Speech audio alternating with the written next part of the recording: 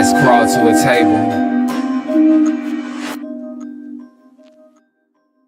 Paralyzed by pairwise dice, then attend to this heaven slice of an angel wrapped in skin. Throw dice and woes of life. Love deprived, look at her vibe. What's the meaning of life? One subjective paradise. Crystal chandeliers, motives reflected. Often mirrors appear clear, grinning from ear to ear. The meaning of life, and rain, rekindle the flame. Crystal chandeliers, stay there. Remove your underwear, shove it somewhere over there. In paradise, we know our purpose. In paradise, we know what our worth is. In paradise, we manifest dreams.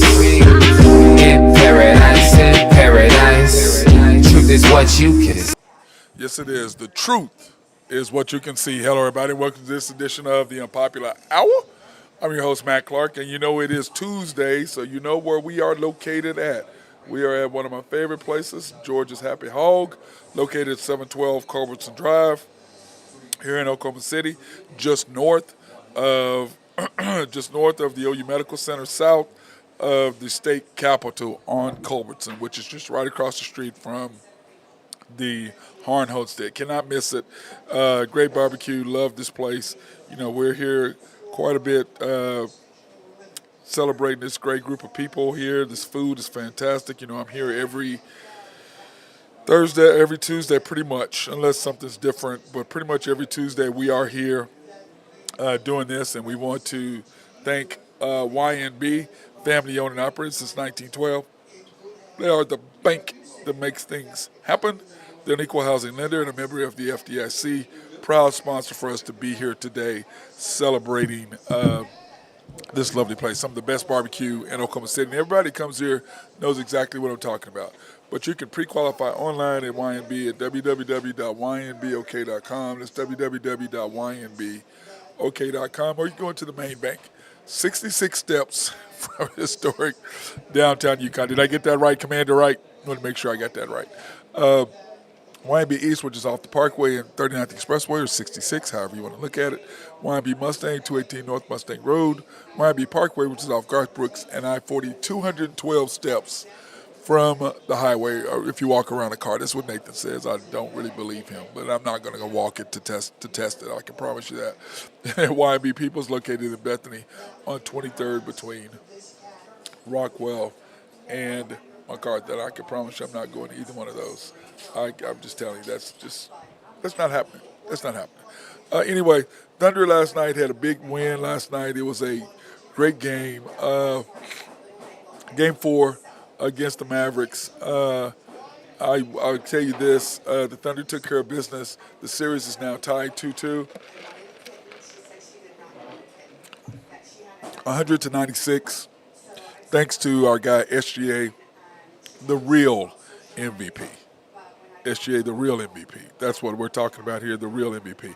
And remember, you can, by the way, you can go to YouTube, like, subscribe. We just had a couple guys in here just a while ago who are here in Georgia's. And they're like, what are you doing? And I said, well, I'm here at Georgia's. And you guys are more than welcome to show them exactly what. Hold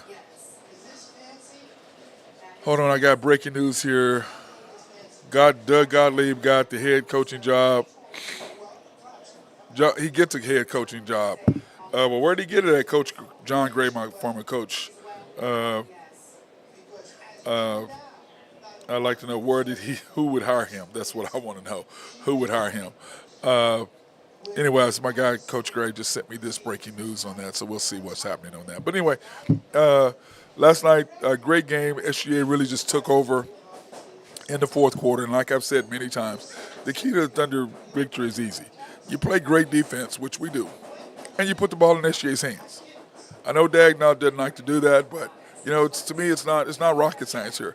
Play great defense, put the ball in SGA's hands, and let him do what he does. Because he scored 4 straight times last night in the fourth quarter. 4 straight jumpers. Then he passed it to Chet in the corner, bam, knocked down a 3. Comes back down, passes Dort on the wing, knocks down a 3. So that's what he does. Okay, let me see. He said University of Wisconsin at Green Bay. That's where Doug Gottlieb got the job. University of Wisconsin at Green Bay. Thank you, Coach. I appreciate that little bit of heads up. Hold on, guys. I'm trying to thank my coach for sending Coach John Gray for sending me that. Well, he's not my coach anymore, but he coached us at Oklahoma State, so I want to thank him for that. And then he and Coach Randy, the commander, have their own little thing they have going between them. But anyway, Oklahoma State ties up the series 2-2 on SGA, just taking over in the fourth quarter like we said he should do. The Dog, get out of the way, don't coach. And it's so funny is, when you look at the game, and when you look at these stats, and we'll go over the game here in a minute, but when you look at these stats, Mavs 12 for 35, the Thunder 7 for 27. Now remember, we led the league in three-point percentage.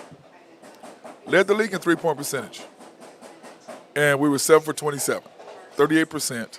They shot 40%. Out-rebounded us by 2, and just killed us in pips, which is my favorite stat, points in the paint, 40-28. But 14 turnovers to 8 because remember, last game was 10-10. Game before that, we just mashed them. We can't do that. We have to turn them over because, as I said many times, what do turnovers do? Turnovers equal easy baskets, which equal flow of the game, which equal what? A W. That's what it equals. Because once you get in the flow of the game, you start knocking down shots. But you have to get the rebound. You have to get easy baskets. That creates the flow of the game, which creates W's. And that's what the Thunder does. And it's so funny as last night, they were down, and what did he do? He put in the 5 that we always talk about. And I know you guys are hearing about me talking about that 5, but the 5 is the 5. That's SGA, Isaiah Joe, Wiggins, Kaysen, and Jay Will, and then you bring in Chet. That's the 5. And I've talked about that ad nauseum because why? Well, because of the simple fact that that's the 5 that makes everything go. And when we were looking bad, when we were getting down, he played that 5 and never played him again. And I'm like, I don't understand it. If you're wanting to win and you know what your best 5 is against their second team, you don't play them, what does that say? If you know what to do to stop the run and you know what to do to get us back in the game and you know what to do to win the game because we won game 1, what did he do? He put that grip on, they went on a 10-3 run. I mean, you know what to do. And I just don't understand why he doesn't play him more.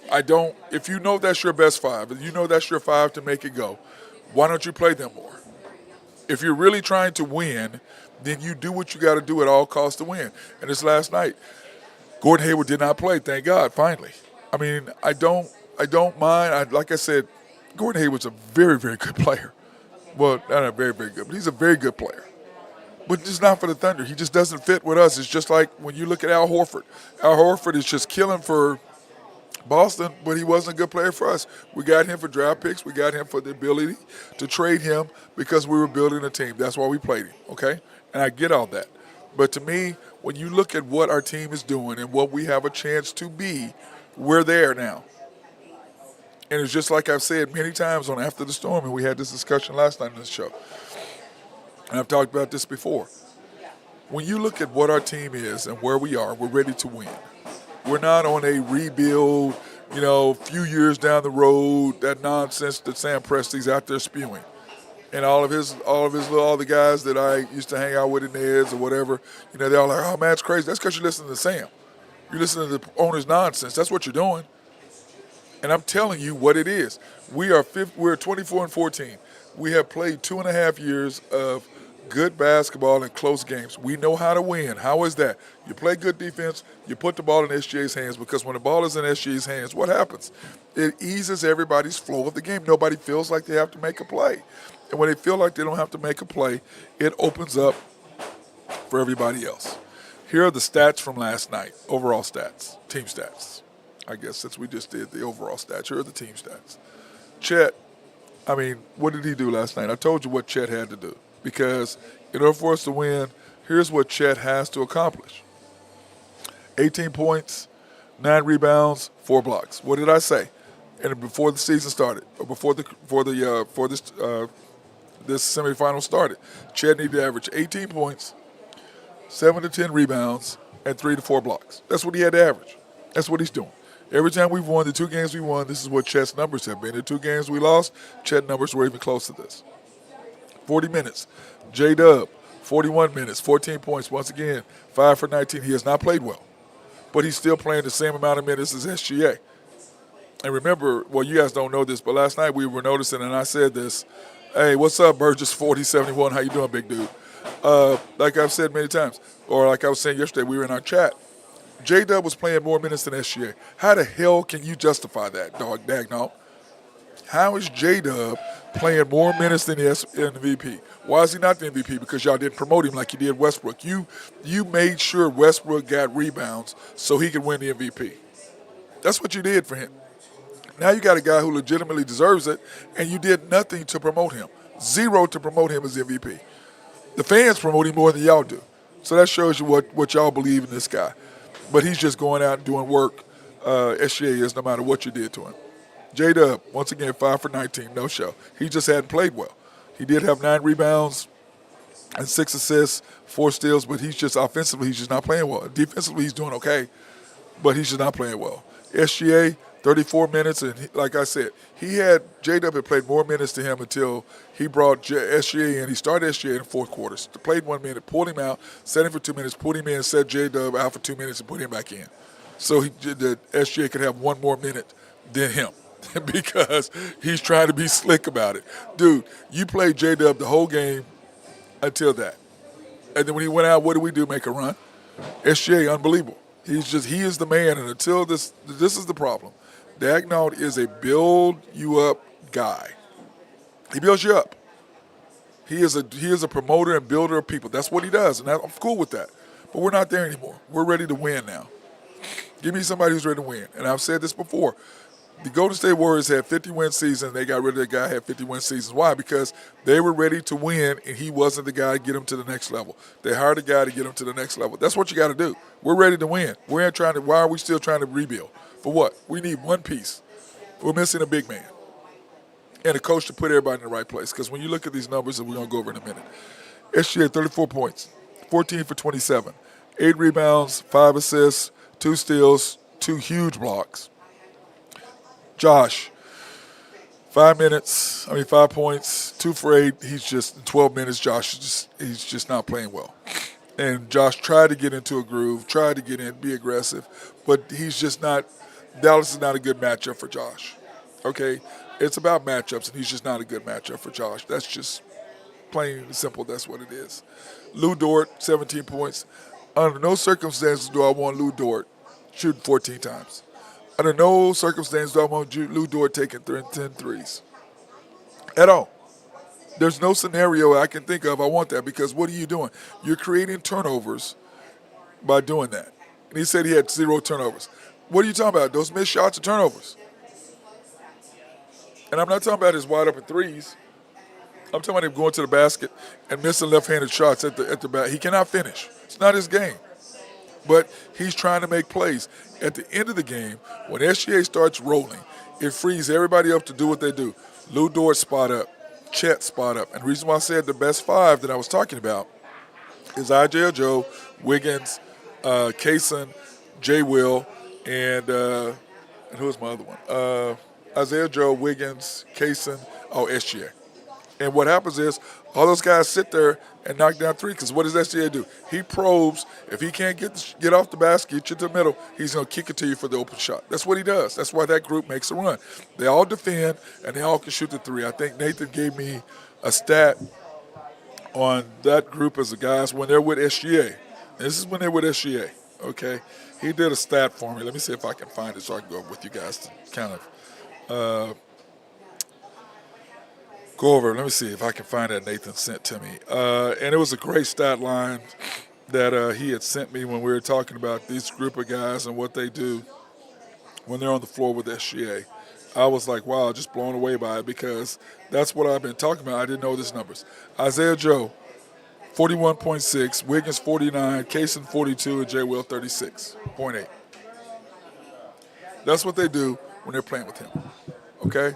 Now, when you go past the first 5, it got ugly. Wiggins, 6 points. He did not play well last night. Casey Wallace hit 2 big, huge threes. I thought defensively, he and Wiggins played well defensively. Isaiah Joe, we've got to get him scoring. He plays much better. You know, bitch players play much better at home than they do on the road. But Game 5 tomorrow night is going to be a huge, huge, huge game for the Thunder, and it's something that we have got to take advantage of if we want to win this series. Game 5 and games, remember, 1, 3, 5, and 7. We took care of 1. We lost 3. We took care of 5. We took care of 4. So we got to win 5. So we won 1. We lost 3. You got to win 5. And if it goes to 7, you got to win that. That's what it comes down to. Because I can promise you, the biggest issue that the Thunder have is that they don't have a number 2 right now. Even though you're trying to develop J-Dub into a number 1, he's a number 2. And I just think that this moment is just too big for this coach. That is just me. And people can get mad at me all you want to, and I don't really give a shit because the facts are the facts. And you can just kind of get mad all you want to. And that's how I look at it, because I love our team. I love what we're doing. I love everything that we stand for. I love what the Thunder have built. But we're missing one thing: inside presence. And as I've said many times, the thing that what we did is at the beginning of last year, what were we missing? And we've talked about this. What were we missing? Okay? We're missing outside shooting, which we corrected because we ended up being number 1 in the NBA. Perimeter defense, which we corrected because we were middle of the road. And we were like 19th or 20th, and we moved up to 13th, and we got to move up higher. And inside presence. Those are the 3 things. Outside shooting, perimeter defense, inside presence. Now, collectively, we're doing as much as we can trying to rebound as a team, but we're small. And when Dallas has Gafford in there, he's just too big and too strong for Chet, even though Chet's doing that. And Jay Will, he's just not – he's big, but he doesn't really jump. He boxes out and does what he does. But for the most part, he cannot finish at the rim. He's really reduced to, I'm going to shoot threes, and he's got to knock those down when he gets the opportunity. So that's our one big issue. Now, Nathan and I last night after the storm, we were talking about that, and he just not think that Sam Presti's going to draft a big guy. And we had a group discussion. We had some people that were on our show on After the Storm. We actually have people who come online and we talk about that. You know, After the Storm, OKC Thunder. So like, subscribe, hit notifications, and we talk about that. And we have people talk about it. Okay, they comment, hey, this is what we think. Why are we drafting this guy? What about this guy? What about this guy? We have discussions about it. But Nathan Taylor of YB says he doesn't think Sam Presti is going to draft a big guy. And I'm like, why would you? You know, the difference between us and Denver and Minnesota and the Celtics is one thing. We're 6'7", 6'8". They're 6'9", 6'10", 6'11", or 6'10", 6'11". That's what they are. Same positions. Doing the same thing, except they have 3 to 4 inches over us. That's the difference. Still athletic. They still jump. They do all that, but they're taller and longer. So that's the difference between us and them. So, like I was telling Nathan, why would you not want to go back and grab somebody to strengthen where your weakness is? And our weakness is really simple. Okay? Our weakness is inside shooting. Inside rebounding, inside presence. That's our weakness. And when Sam Presti fixes that, then the Thunder are going to be on fire. But he's got to fix that issue before anything else. So, that being said, last night in other NBA games, I tell you what. Let me see. I'm trying to get that. I went off of my mouse. It's not with me, so I'm having to do it this way by hand. The Celtics took care of business last night over the Cavs without Donovan Mitchell, of course. And we knew that there wasn't going to be any question to what was going to happen. But I thought the Cavaliers came out and was hard on them and busted them up. And what a great thing it was between those two teams. Great game. I thought the Cavaliers at home, Darius Garland, without having to defer to Donovan Mitchell, really stepped up and played really well. But they're not going to beat anybody without him. He's their best player, and it is what it is when it comes to that. And the Celtics are now taking a commanding 3-1 lead in that series, and they go back to Boston for Game 5. So we're going to see what happens with that. But, anyway, I thought Jason Tatum, he stepped up and he's starting to come alive, and Drew Hinthorn and I of Husker Drew Picks, we've talked about that, how he said, let's face it, Tatum has not played well. He's not played well, but he will. He will step up. And then, of course, the Thunder tied the series in a big game last night that we just talked about. Now, tonight, the Pacers and the Knicks. I mean, I don't know how it gets any tougher. Both series are tied 2-2. They both have won at home. Well, this group has. The Knicks won at home and the Pacers won at home. So we got Game 5 back at Madison Square Garden tonight at 7 o'clock. And this is my boy Mike D. By the way, Mike Diva, happy birthday, brother. Want to wish happy birthday to my guy. But anyway, so that's going to be interesting. The Knicks are 1.5-point favorites. 217.5 is the over-under. And then in the T-Wolves, I think it's a different one than Drew has. What does Drew have? I should have put his numbers in here, but by the time he got it to me, I'd already did this particular stat line. So let me see. What did Drew give me? He gave us the Nuggets -4. Not 4.5. Yeah, that's what he gave us. He gave us -4 on that, not 4.5. And then he took the over-under for the Pacers.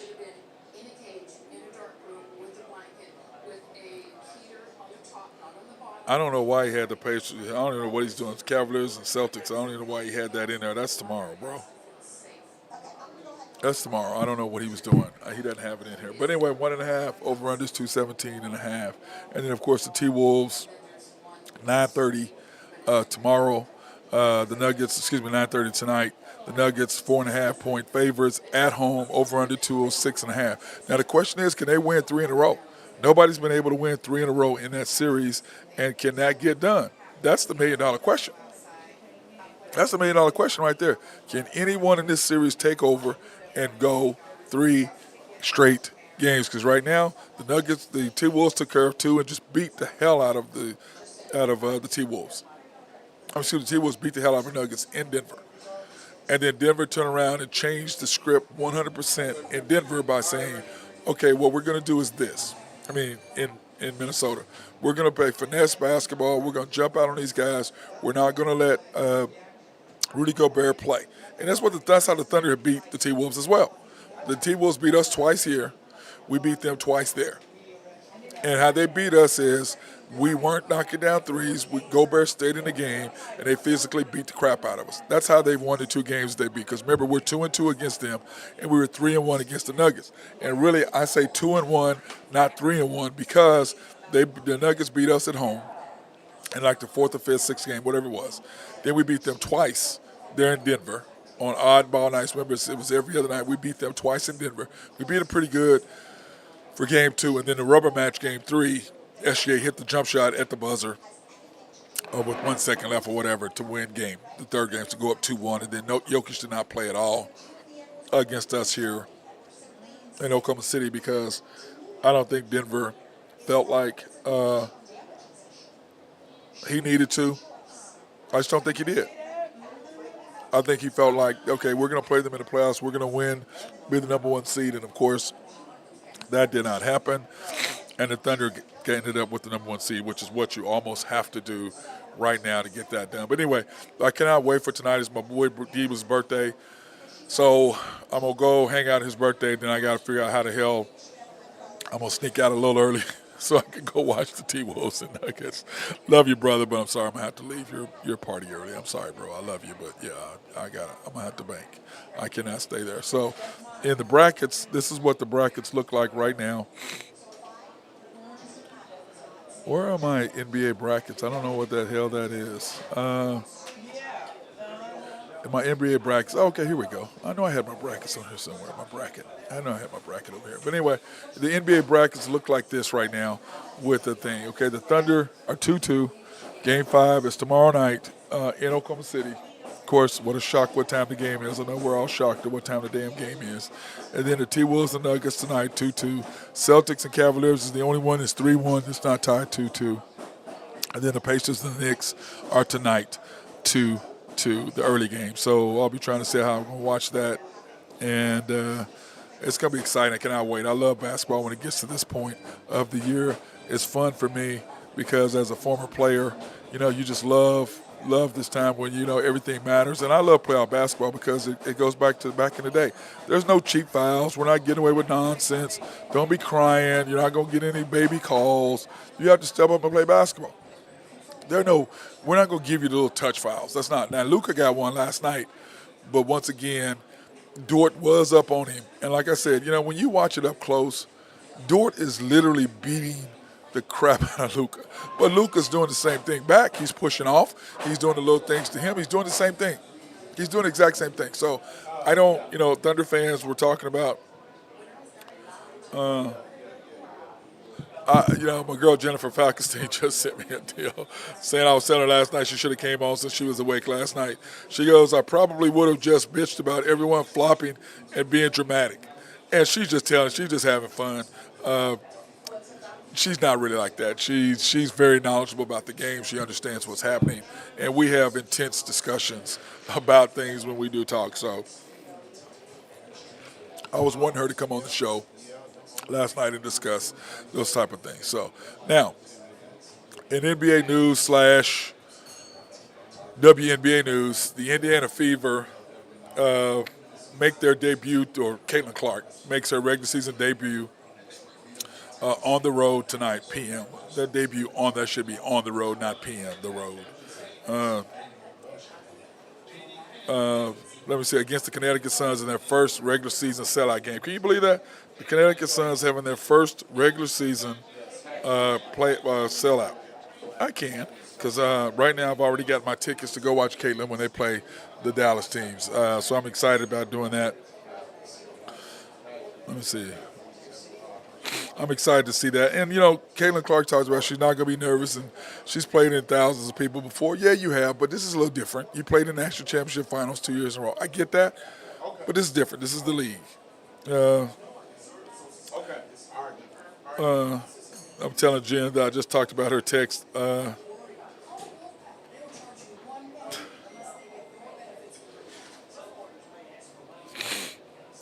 And, I just think she's going to be nervous. But I think she's going to play. But she's going to be nervous to sell out. But it's so funny is two things about what the WNBA has done, which I think are interesting, okay? One, they have, let me see if I can get back up here. I hate not having my mouse. This is driving me crazy. Two things is done. One, they have, because the girls were griping last year, I don't know if you saw them, but you probably did because y'all probably weren't paying attention to the WNBA last year. But one thing they did do is that the girls are griping about their travel, which is when we played, that's what our travel was like. You were traveling in airports on regular flights. That's what you were traveling on. This is the same thing we did. It was a pain in the butt, but it was what it was, and you had to do what you had to do. I mean, that's the way it was back in the day, okay? Number two, Caitlin Clark has transformed what the WNBA is. I don't know if she's quite what Magic and Bird changed the league, because before they played, the NBA Finals was on tape delay. It wasn't even live to Magic and Bird. Then Jordan took it to another level, and Jordan took it globally. Okay, that's what Jordan did. Now, what Tiger Woods did, because they compared her to them. What Tiger Woods did, he took golf, which was a predominantly upper scale sport, to national prominence. Because why? Because one, he was black. Number two, he was the best golfer ever, and he was just dominating the sport. So people wanted to tune in, especially if he was competing on Sunday. It was ridiculous. Now what has happened? Now that he's gone, people don't watch anymore because they came for him. And people compare Caitlin Clark to that. I don't really compare Caitlin Clark, kind of. I mean, she did do that, like I said. She got to travel where they have private planes now. She did do that, but that's probably because she has to have security in airports because people are taking pictures of her when she's walking through the airport. So that's for safety for her and for everybody else, because, people are crazy out there. You know what the hell, somebody's going to come up and shoot her or do whatever. So, yeah, she's there. They have to have protection. So they're spending $25 million for travel. Okay? And the third thing she's done, she's brought recognition to the women's game. And I think along with OU softball and what they've done, dominating the sport the way they have, women's sports is starting to get more attention. I'm all for women's sports. Women's softball is one of my favorite sports to watch. And if you've never been to the Hall of Fame Stadium over here in Oklahoma City, you need to go. It's unbelievable. It's unbelievable. So you need to go do that. So I support women's sports 100%, and I think it's great. Now the question is, will the momentum stay? I'm not sure, but I know that I am paying for a ticket to go watch Caitlin Clark play, and I'm excited about doing that. So that being said, take this opportunity to thank our sponsors. SRB, if you have any needs for computers, software, or networking to make your office run smoother, go ahead and hit them up. They love to be behind. Well, excuse me, I'm talking about SRB, not Collaborative Logic. They do engineering, surveying, or planning. People are blowing me up on my texts. I wish they'd leave me alone. I need to put my phone away so I can't see that. But anyway, you have needs for engineering, surveying, and planning. They love to be behind the scenes. So if you have a complex you're trying to build, or if you have a dam or a water plant, hey, they can fix it up for you. I know that my guy Mark Long last week just went out to Western Oklahoma to help somebody with their water treatment plant. Collaborative Logic, if you have needs for computer software, customize your office to make it run smoother, or network design, or if you have a website, they designed our website at MC Sports Network. Hit our guys up over there, Russell Williford. Oak Grove Trucking and my boy Jose Fierro. If you have needs for dirt, rock, or sand to be moved, hit my boy up, or Adrian Fierro, either one. They love to take care of your needs when it comes to that, when it stops raining, of course. YNB, family owned and operated since 1912. They are the bank that makes things happen. They're an equal housing lender, a member of the FDIC, proud sponsor for us to go out and support women, minority, and black-owned businesses in the Oklahoma City area.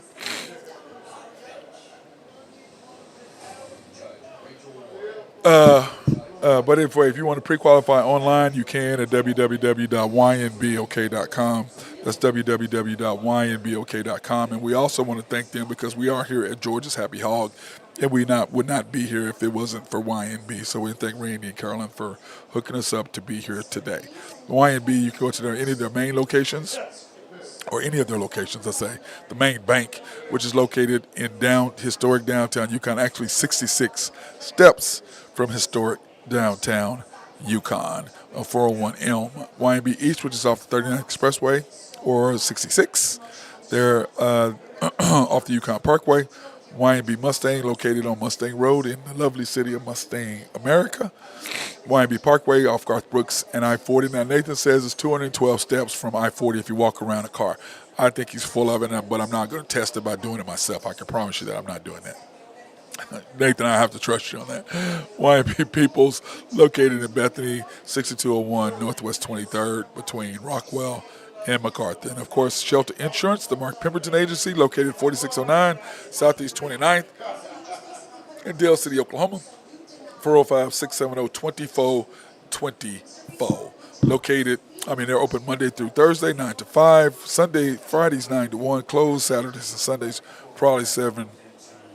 The Middale area since 1982. Now, I just got a text, like I was telling you, I was trying to do my stuff, and Nathan, I guess he can't be on today. He's probably trying to make some money for our guy, the commander at YNB.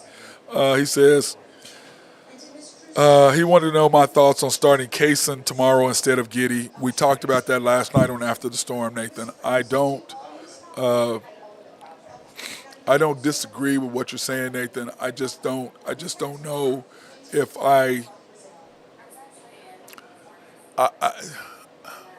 maybe the second half. I do agree with Nathan because we were talking about the second half last night on After the Storm. We were doing our discussions with the people that are 8 to 9 people, however we had on last night. We were talking about that last night, and I was saying that we started Isaiah Joe instead of Josh in the second half, and Nathan would prefer to have Kaysen start instead of Josh. I don't have any problem with that. I still think you got to start Josh to start the game because you have to give him a chance to see if he's going to be aggressive and he's knocking down shots. Because if he is and he's at home, I think it makes a huge difference because I'm going to tell you, they're brutal to Josh. So I just think that's where you are with that and Josh. Burgess says, give Giddy a few minutes to start the game to get feel to see how he looks. I agree, Burgess. That's the same thing I was saying. Give him a chance to start, see what he does, see how he feels, and if he's scoring, great. He can play more. If he's not, kick him out. I agree with you 100% on that because I think you got to give Josh a chance. Because when Josh is rolling and Josh is aggressive, it makes the whole difference. But what have I been telling you guys about Josh? If Josh has to be the guy to throw the ball in, at the end of the games last night, who was throwing the ball in? Josh. You don't have anybody you can trust to make the right decision for him but him. So you have to have him in there at the end of games. But I do agree, Nathan. I think that I would start him in the second half instead of Isaiah Joe if Josh is not rolling. But the reason why they did that, as I said last night on After the Storm, Isaiah Joe was starting because they were trying to jumpstart Isaiah Joe. That's what they were trying to do last night, give him some confidence to play. But Dallas is doing what? Dallas is long. They're athletic. They're guarding our perimeter. But they're also doing something else, too. We were talking about last night how the way that the Dallas and the Thunder are playing. What Dallas and the Thunder are both doing is clogging the middle, not allowing either one of us to drive. Forcing SGA to pull up and shoot jump shots, which he's adjusted to. The rest of the team has not. Leaving the guys wide open. We're doing the same thing, except P.J. Washington is knocking down shots. Jones is knocking down shots. Green is knocking down shots. Hardaway Jr. is knocking down shots. That's the difference, and we're not. That's the difference. Once we start knocking down shots and we get in a groove, the stuff that they're doing is not going to work, and we're going to beat them. But J-Dub has to step up offensively. He's got to be able to score. Dort has to hit wide open shots, not shooting 14 times. Isaiah Joe has got to be able to knock down threes. That's what has to happen. But Dallas is doing a great job of spotting up on our main shooters, cutting off the lane. They're doing a fantastic job with that. So that's what we're struggling right now with that. So if you can change, if the Thunder can figure out a way to change that, we have a chance to make a difference. So, all right, guys, we're trying to wait for our guy Drew Hinthorn to come on, but here's the Drew Hinthorn Husker Drew picks for today. He's taking the Nuggets -4, which at home I don't have any problem with, but I think Minnesota is going to come up because I don't think that Minnesota can afford to lose 3 in a row. I think they have to handle their business and win Game 5. I mean, if you lose 3 in a row, that says a lot about what's going on with your team. So they're going to have to be more physical, which is what they did in the first 2 games. They were physically imposing, and then the last 2 games they tried to play finesse basketball against Denver, and you can't do that. You have to be physical against them. The Knicks, -1.5 is, well, -1 is who he's taking in that game. Then the Cavs and Celtics is tomorrow night, and he's taking the edges. That's tomorrow night tonight. You have the T-Wolves and the Nuggets. He's taking the over 206, and I wonder if that's supposed to be, let me see, let me pull that up. I wonder if that under should be the Nuggets and the Knicks instead. Let me see. I wonder if that's supposed to be. No, he's got Cavaliers and Nuggets. Cavaliers and Celtics. Yeah, that's tomorrow night. It's not tonight. It's got the Knicks and the Knicks and the Pacers tonight. But anyway, that's for tomorrow night is that game. And then Major League Baseball, of course, he's taking the Dodgers money line for that. Taking the Rangers also money line 119. The Dodgers 180. That's who he's taking on the money line for both of those guys. Then, of course, he's taking my Yanks. Both my teams are playing today. My Dodgers and my Yanks are both playing today. -118 on the money line. The Red Sox, which I don't really care about anything. Boston, except the Bruins, I like them. Anything else, Boston, I hate the Patriots, I hate the Celtics, and I hate the Red Sox. So hate's a strong word, but I hate all 3 of them. Then you got the Orioles, money line 162. The Phillies, 140. The Rockies and the Padres, over 7, -115. And then in hockey, he's taking the Oilers tonight, -200. And then the Bruins tonight are playing +175. That's who our guy Drew Hinthorn is taking tonight in the playoffs. And then, of course, I was looking for my guy Ben Dillman, High Stick Harry, to come on, but it looks like I'm doing everything myself tonight, which I'm completely okay with. You guys just having to listen to my voice, hear my lovely voice. I know that really bothers y'all, doesn't it, to hear my lovely voice? But anyway, in hockey tonight, let me see, where is my thing for hockey tonight? And the games last night, the Canes took care of the Rangers. The Rangers are now 3-2. Remember, the Rangers were up 3-0, and they've came back, and the Canes have won. The Hurricanes, of course, have come back and won the last 2 games, so it's now 3-2. The Rangers had a chance to close it out at home last night, and the Canes took care of business. Smashed them in the face, 4-1. And, of course, the Hurricanes were picked to win the championship tonight, but let's face it, the Rangers hit them in the mouth the first 3 games, and the Canes have adjusted, taken care of Game 4 at their place, and then taking Game 5 there. Now they're going back to Carolina tomorrow. So we'll see what's going to happen with them tomorrow. And then, of course, my Stars took care of business 5-1 last night to go up 3-1 over the Avalanche.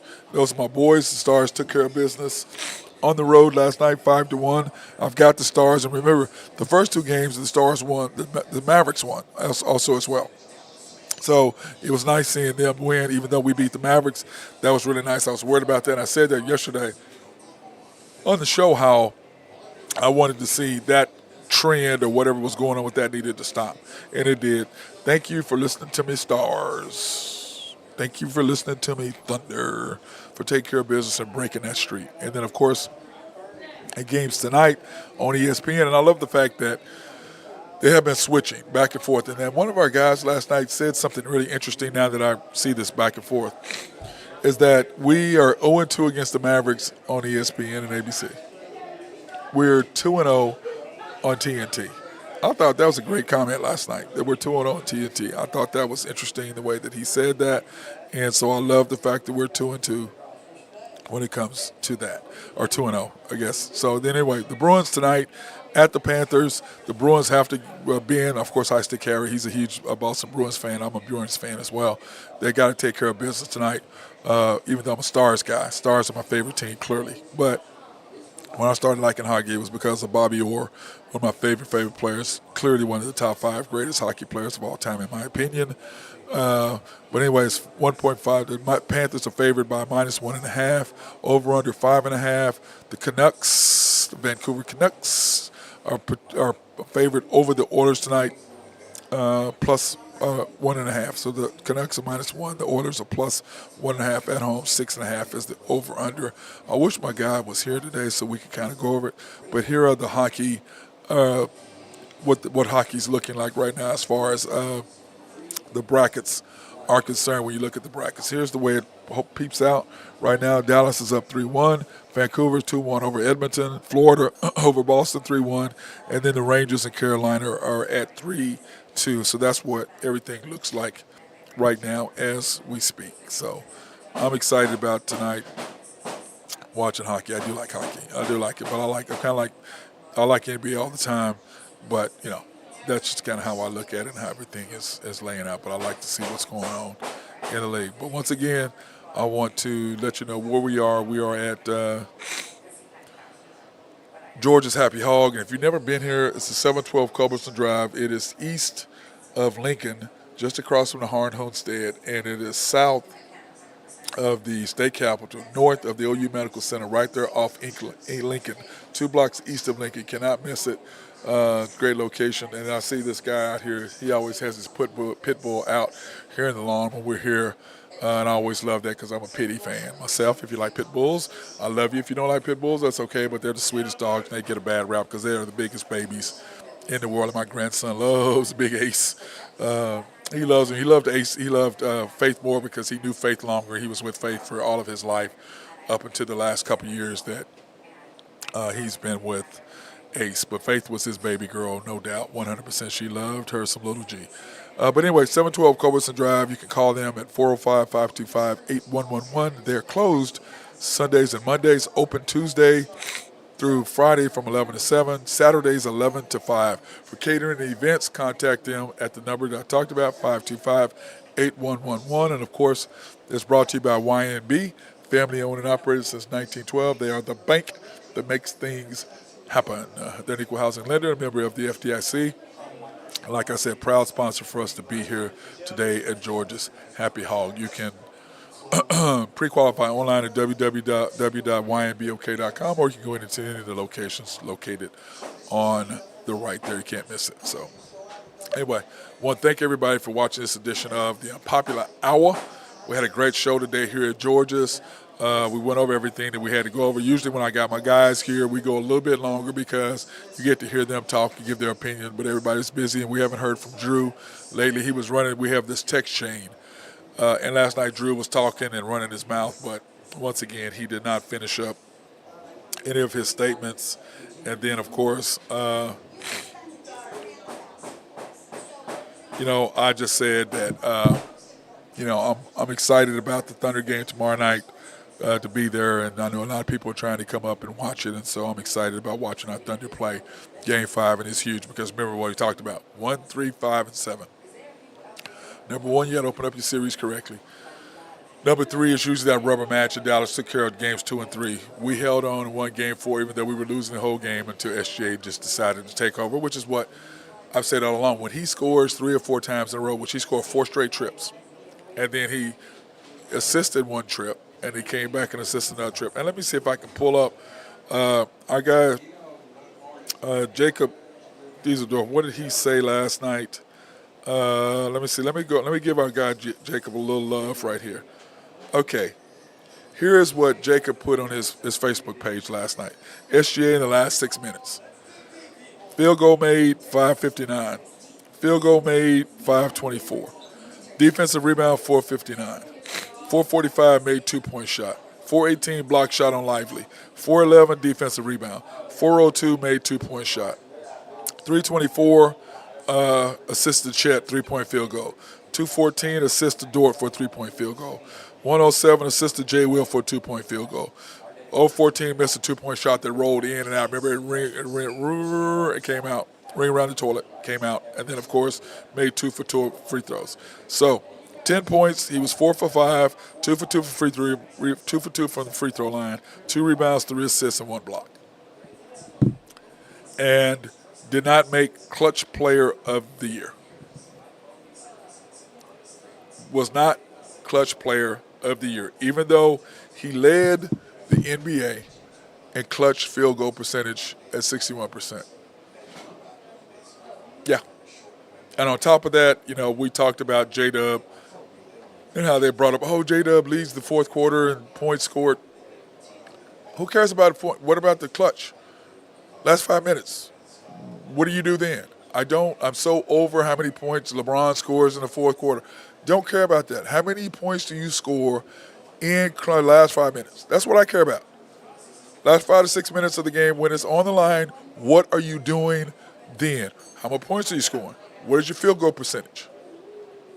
Those are the things that matter to me, not what you score in the fourth quarter in the first few minutes. I don't care about that. When the game is on the line, now J-Dub did do some great in game 1. I think he closed them out because third quarter, he had the grouping that I talk about all the time. SGA, Isaiah Joe, Wiggins, J-Dub, and Kaysen. That group went on a 10-3 run to open up to really close out the third quarter. J-Dub came in and finished them off. So that's what I talk about all day long. You know which group to play, and last night you played in the first quarter. You never do that. Why? We were getting killed. So you had to put in your best 5, and then you didn't play him anymore. I just don't understand that. Y'all can like him all you want to. I'm just like, dude, we're trying to win playoffs. We're trying to win championship games. I don't understand why you don't play your best 5 when you know who that is. I just don't understand that. And can't nobody explain it to me. Like, what are you doing? If you're trying to win, why are you not playing your best 5? Because clearly you know what it is, because whenever something goes south and we got to have basketball, we have to stop. So what do? You play SGA, Isaiah Joe, Kaysen, Wiggins, Jay Will, and then you bring in Chet for the last 2 minutes. That's what you do. But you play them once. You played them in the third. You played them in the first game. You didn't play them in the second game or third game. You played them in the fourth game. What the hell? How are they not playing multiple times together in every quarter, or at least every other quarter? How are you not doing that? I don't understand that. How are you not playing them in the second and third quarter, or the first, second, and third and fourth quarter? How are you not playing that group together when you know that's your first? When you got to have stops and you got to have to make plays? And I already went over what the guys are scoring. Why? They all defend, and then SGA has the ball in his hands to make moves, and whatever he does, he makes the correct pass to make the correct play. That's what he does. But instead, you're a developmental coach, so you're trying to develop J-Dub. J-Dub's ready to go as a number 2A or 2B. He's not a 1. You're trying to develop somebody into something. It's like Westbrook is not a 1. You try to develop him into, y'all try to do the same thing with Westbrook. He's not a 1. But you're trying to develop him 1. He didn't make it. You made sure he won the MVP by making sure Steven Adams and everybody boxed out so he could get rebounds. I mean, think about it, like I said before. He needed 32 rebounds in the last 2 games to average a triple-double. He had 36. Come on now. A guard, 36 rebounds in 2 games? No way. No way. But once again, you're the Thunder and you do what you do. So, I'm calling you out. I'm not going for your nonsense. All these other people, Y'all can like all the nonsense they're throwing at you all you want. And what did everybody in the NBA say? Yeah, Westbrook was great at scoring. Well, yeah, Westbrook was great at getting assists. And then rebounds, everybody knew he was given rebounds by the Thunder so he could do that. That's what he did. Then you go to the Houston, try to do the same thing. What do they do? 1 year you're gone. We can't win when you're not playing defense, when you're looking to get triple doubles. We can't do that. Then you ship him to Washington. What's the same thing? Same thing. Then what happens? Goes to the Lakers, that all ends. Goes to the Clippers, that all ends. You can't do that and win. You can't do that the same success when you're trying to do that. You cannot have your point guard average a triple double because you have to make sure he gets rebounded. That means he's not defending.